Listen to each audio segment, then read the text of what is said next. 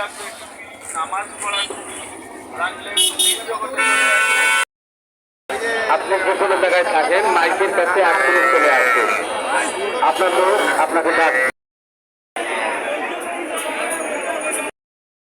প্রতিবারের পরিবর্তে বুধবারের দিন বদরগঞ্জে বিশাল গরু ছাগলের হাট লাগিবে। উক্ত হাটে প্রায় বিক্রয় করবার জন্য আপনারাই সবার আমন্ত্রিত। আমন্ত্রণে ইজারাদার হাট ও বাজার বদরগঞ্জ।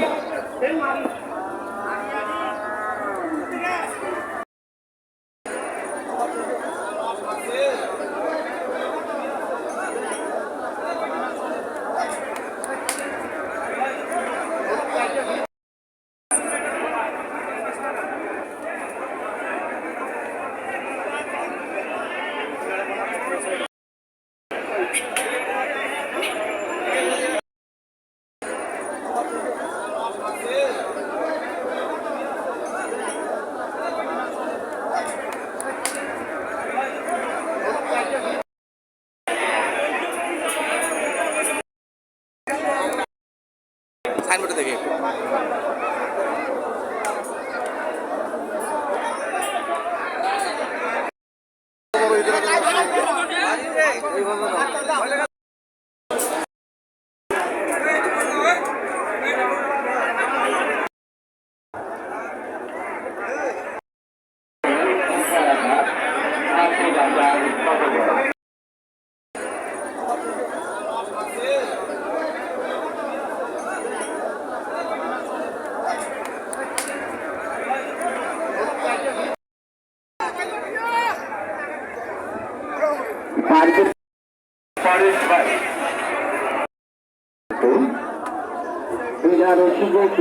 কেনাবেচা করবেন না, ভাড়া করলে জরিমানা সহ অপমানজনক ব্যবস্থা গ্রহণ করা হইবে।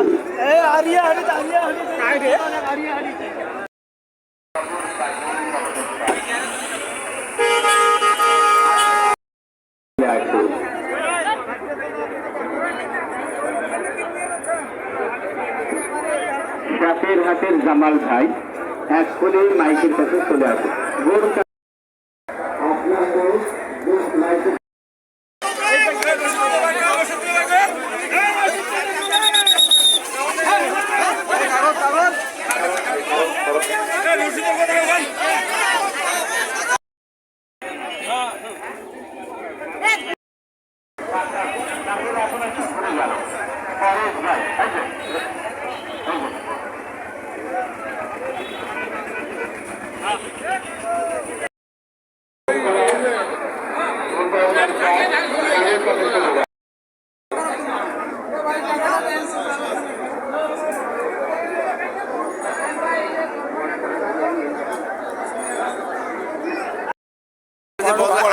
হাটে আসছেন, বলেন গরুর বাজার কেমন করবেন? এই লোকে খুব কড়া বাজার, খুব কড়া বাজার।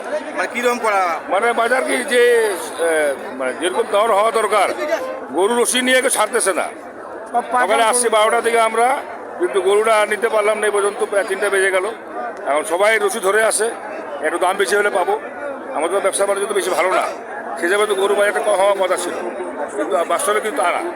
দেখি আল্লাহ পাক রব্বুল আলামিন, আল্লাহর রায় আমরা দিব, যেখানে আমার ভাগ্যে আসে ইনশাআল্লাহ অবশ্যই পাবো। চেষ্টা করতেছি আল্লাহ ভরসা। বেচা বিক্রি কেমন হচ্ছে? খুব খারাপ। বলেন বেচা কিনে খুব খারাপ। কেন, খরিদ্দার নাই? না। খারাপ হওয়ার কারণ কি? মানুষ তো কোরবানি করবে। বলেন দাম কম করতেছে, দাম কম। আপনি কি গরু নিয়ে আসছেন? কোনটা গরু?